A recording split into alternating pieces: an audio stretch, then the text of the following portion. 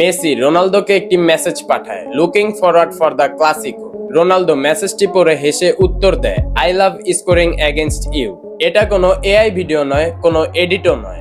এটি 2012 সালের এল ক্লাসিকোর একটি রিয়েল কমার্শিয়াল, যেখানে বিশ্বের সবচেয়ে বড় দুই প্রতিদ্বন্দ্বী একে অপরের সঙ্গে টেক্সট মেসেজে কথা বলছে। কারণ বার্সেলোনা ভার্সেস রিয়াল মাদ্রিদ শুধু একটি ম্যাচ ছিল না, এটি ছিল মেসি ভার্সেস রোনালদো। আর এই কমার্শিয়াল ফুটবলের প্রকৃত স্পোর্টসম্যানশিপের একটি সুন্দর উদাহরণ। আর জানেন সবচেয়ে অবিশ্বাস্য ব্যাপার কি? এই বিজ্ঞাপনের পরে যে ম্যাচটি হয়েছিল তার ফাইনাল স্কোর ছিল 2-2, যেখানে বার্সেলোনার হয়ে মেসি করেছিল 2 গোল আর রিয়াল মাদ্রিদের হয়ে রোনালদো করেছিল 2টি গোল।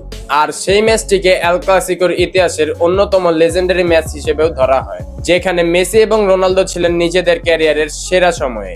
হয়তো মেসি এবং রোনালদোর মতো এমন প্রতিদ্বন্দ্বিতা আমরা আর কখনো দেখতে পাবো না। আর আমি সালমান ফুটবলের আরেকটি গল্প নিয়ে খুব শীঘ্রই আসছি।